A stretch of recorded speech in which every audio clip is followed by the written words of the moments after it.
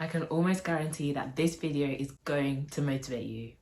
We're starting to get into 2023, and when it's a new year, I like to just refresh, start new habits and set new goals. So in today's video, I'm going to be showing you the daily habits that have really improved my life that I think you should start as well if you're a student like me.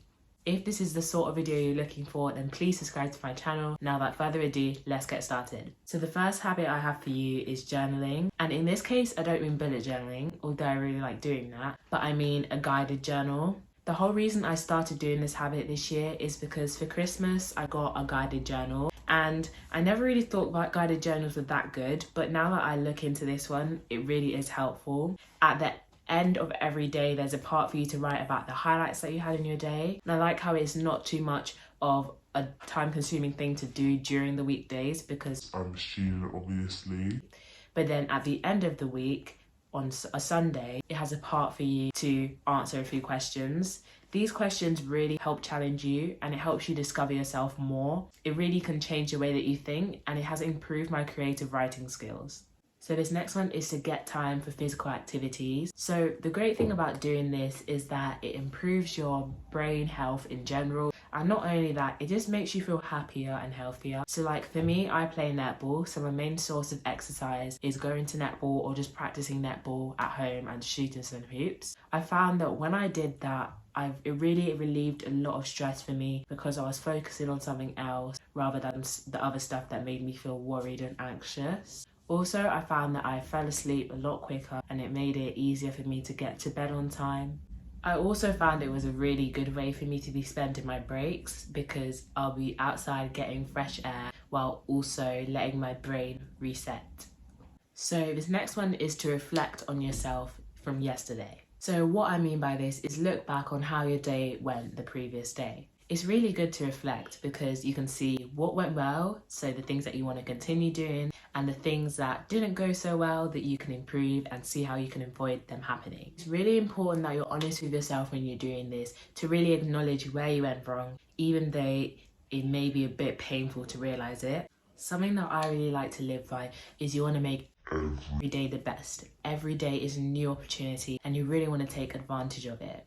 So one of my favourite shows is Anne with an E, and when I was watching it, one of the best quotes that I've heard from the show is "A new day is a fresh start with no mistakes in it." I really want you to remember that because it has helped me so much to remember that no matter what happened in the past, it's not going to affect how I do today. So this next habit is to make a routine for everything. Obviously not for everything, but like the main things like your morning routine, night routine, and study routine. The reason I really like doing this is because it just makes me feel a lot calmer as I know what I need to do. I don't have to be worrying about how I'm going to start my studying and when I'm going to do this and that. Also, it really builds discipline because you're having the ability to be able to do something over and over again. That's why you should really do habits in the first place. Also, like basically all of these do, it improves my mental well-being. So review the work you did the day before. And if you're not in school, then just like revise generally. I first started doing this when I had a conversation with my parents and I was feeling a bit worried about starting secondary school because I knew it was going to be a lot more challenging and there were going to be a lot more homeworks and I wasn't sure how to plan my time and how to make sure that I'm staying on top of my game.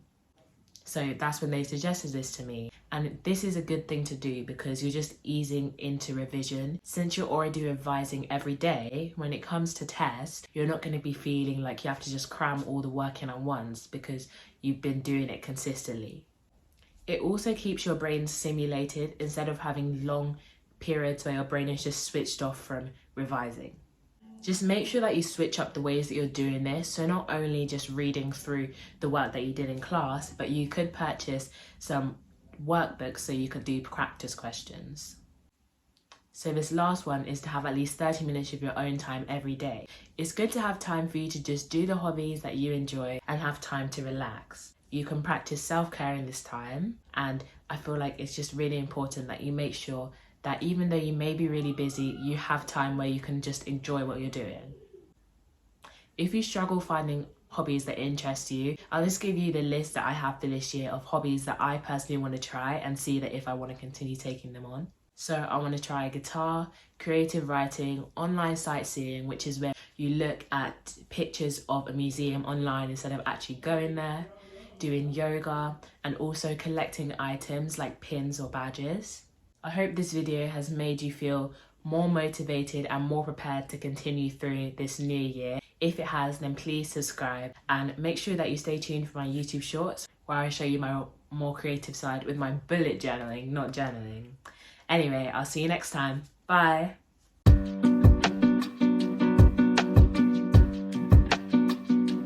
Ba da da da.